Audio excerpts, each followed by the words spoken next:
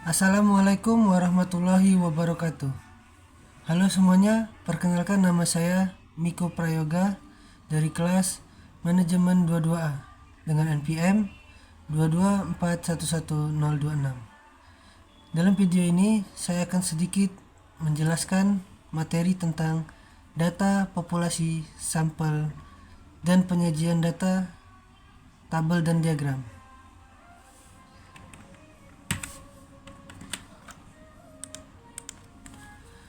Pengertian data.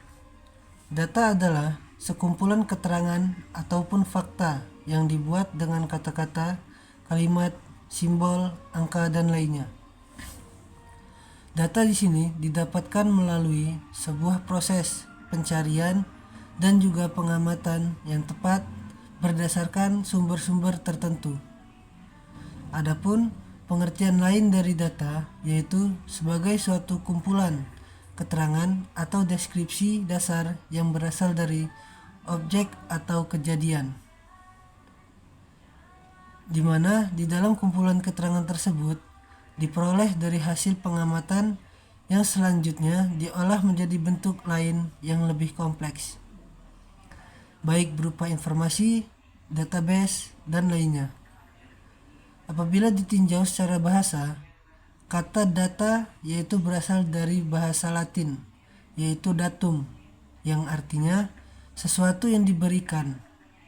Dari istilah itu, maka bisa kita jumpai arti data yang adalah hasil dari pengukuran atau pengamatan suatu variabel tertentu dalam bentuk kata-kata, warna, angka, simbol, dan keterangan lainnya. Data itu sendiri masih bersifat mentah. Jadi, jika kita ingin memperoleh data yang baik dan akurat, maka sangat penting untuk bersandar pada data yang memang telah dipercaya. Kebenarannya, keakuratannya, ketepatan waktu, dan ruang lingkupnya yang luas.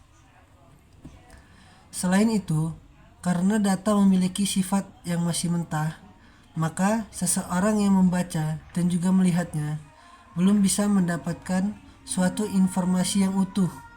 Tidak heran jika dari data tersebut kita masih perlu melakukan pengolahan terhadap data yang sudah kita dapatkan sampai data tersebut benar-benar bisa menghasilkan informasi yang dapat kita pahami dengan mudah.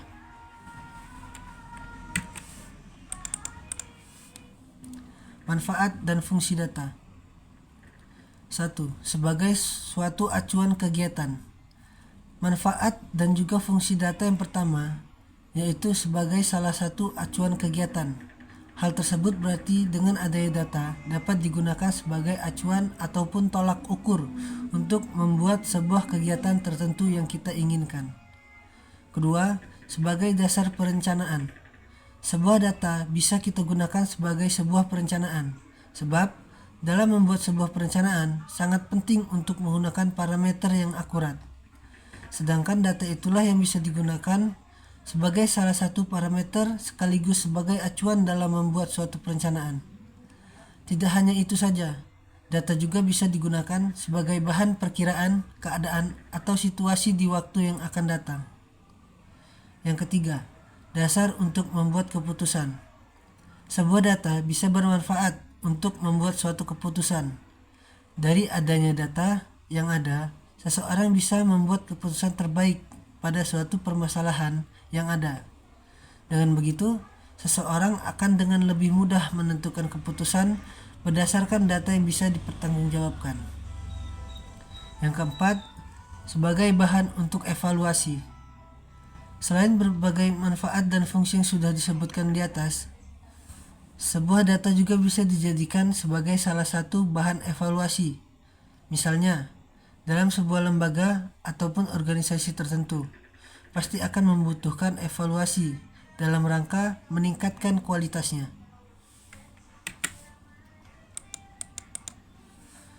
Populasi dan sampel penelitian.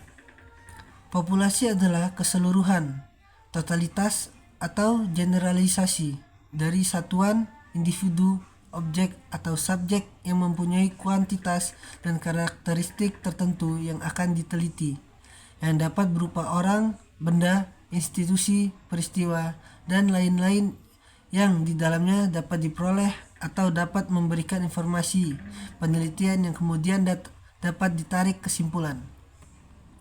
Populasi bukan hanya orang ataupun makhluk hidup, akan tetapi juga benda-benda alam yang lainnya.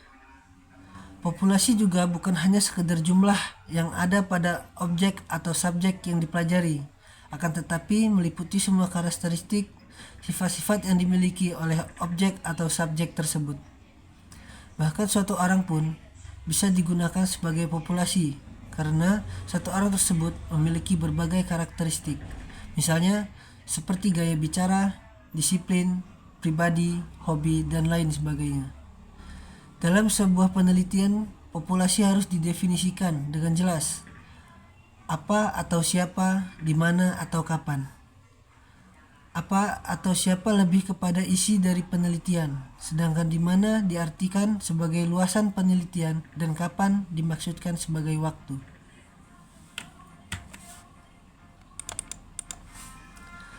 Pengertian sampel penelitian. Sampel adalah wakil atau sebagian dari populasi yang memiliki sifat dan karakteristik yang sama, bersifat representatif dan menggambarkan populasi sehingga dianggap dapat mewakili semua populasi yang diteliti. Teknik pengambilan sampel berguna untuk membantu para peneliti dalam melakukan generalisasi terhadap populasi yang diwakili. Sampel merupakan sebagai bagian kecil dari anggota populasi yang diambil menurut prosedur tertentu yang dapat mewakili populasinya. Sampel digunakan jika populasi yang diteliti besar dan peneliti tidak mungkin mempelajari seluruh populasi. Kendala tersebut dapat terjadi karena adanya keterbatasan biaya, tenaga, dan waktu yang dimiliki peneliti. Sampel yang akan digunakan dari populasi haruslah benar-benar dapat mewakili populasi yang diteliti. Alasan pengambilan sampel. Sampling adalah kegiatan menentukan sampel. Sebuah penelitian tidak perlu melibatkan semua populasi. Dengan pertimbangan akademik dan non-akademik, populasi dapat diwakili oleh sebagian anggotanya yang disebut sampel. Meskipun demikian, hasil penelitian tidak akan berkurang bobot dan akurasinya karena sampel memiliki karakter yang sama dengan populasi, sehingga informasi yang digali dari sampel sama dengan karakter yang berlaku pada populasi.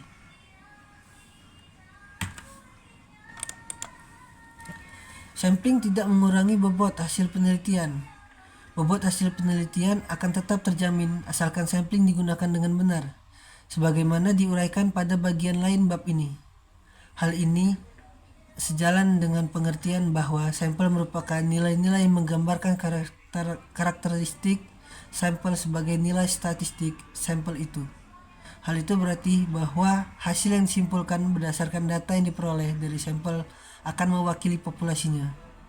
Dengan kata lain, inferensi statistik akan menjamin bobot hasil penelitian.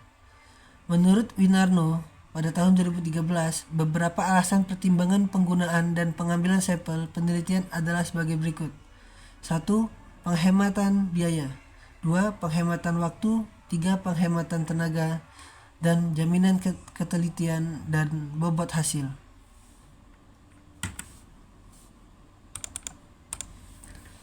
Penyajian data statistik dalam bentuk tabel dan diagram. Penyajian data merupakan suatu kegiatan pembuatan laporan dalam tampilan yang sistematik untuk keperluan penganalisisan, sehingga mampu memberikan informasi yang bermakna dan mudah dipahami. Untuk menghasilkan gambar data yang komunikatif dan informatif, maka diperlukan adanya penelitian dan pengumpulan data untuk memperoleh tujuan yang diinginkan sesuai dengan kebutuhan. Bentuk penyajian data statistik dibedakan menjadi dua, yaitu dalam bentuk tabel dan bentuk diagram. A. Data dalam bentuk tabel. Penyajian data dengan tabel sering dijumpai di sekolah dan kantor-kantor dinas untuk pengelompokan suatu data. Tujuan dari penyajian data dalam bentuk tabel adalah untuk memberikan informasi dan gambaran mengenai jumlah secara rinci, sehingga memudahkan dalam melakukan analisis terhadap suatu data yang disajikan. Berdasarkan tujuan dan kebutuhannya, ada bermacam-macam jenis penyajian data dalam bentuk tabel, diantaranya sebagai berikut. 1. Tabel baris kolom. Tabel baris kolom adalah bentuk penyajian data yang terdiri dari baris dan kolom. Tabel baris dan kolom ini dapat dibedakan menjadi 3 jenis, yaitu tabel 1 arah, 2 arah, dan 3 arah. 2. Tabel kontingensi. Tabel kontingensi merupakan bagian dari tabel baris kolom, namun tabel ini digunakan untuk menyajikan suatu data yang memiliki lebih dari satu kategori atau pengelompokan. Misalnya, suatu data yang menyajikan dua faktor yang satu terdiri atas kategori A dan faktor yang kedua terdiri atas kategori B, sehingga dapat dibuat daftar kontingensi dengan A menyatakan baris dan B menyatakan kolom. 3. Tabel silang. Tabel silang adalah bentuk penyajian data yang dapat memberikan informasi mengenai dua hal atau lebih yang berkaitan antara yang satu dengan yang lain. Misalnya, data hasil penelitian yang berupa perhitungan frekuensi dan prosentase jumlah karyawan. Tabel silang dapat terdiri dari satu faktor ataupun dua faktor tergantung dari suatu data yang akan dideskripsikan. Dengan begitu, penyajian data pada tabel silang satu atau dua faktor tergantung dari data yang diperoleh. 4. Tabel distribusi frekuensi. Tabel distribusi frekuensi adalah bentuk tabel yang digunakan untuk menyajikan data yang dikelompokkan dalam suatu interval. Setiap nilai interval mempunyai frekuensi atau banyaknya data. Tabel distribusi frekuensi dibedakan menjadi dua, yaitu distribusi frekuensi numerikal dan distribusi frekuensi kategorikal. Mungkin itu saja yang bisa saya jelaskan mengenai materi tersebut. Kurang lebihnya saya mohon maaf. Saya akhiri. Wassalamualaikum warahmatullahi wabarakatuh.